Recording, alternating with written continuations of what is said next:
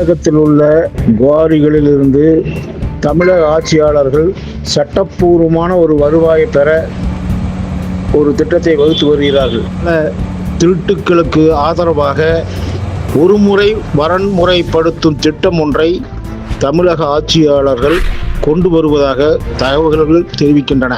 வள துறையில் நடைபெறும் முறைகேடுகளை கண்டுகொள்ளாமல் எதிர்க்கட்சிகள் கண்டும் காணாமல் இருக்கின்றன. கனிம வள திருட்டின் மூலம் தமிழக ஆட்சியாளர்களுக்கு 10,000 கோடி வரை ஆதாயம் கிடைக்கும் என்று கூறுகிறார்கள். இப்போது புதிதாக வர இருக்கின்ற திட்டப்படி கனமீட்டருக்கு 75 ரூபாய் மட்டும்தான் அபராதமாம்.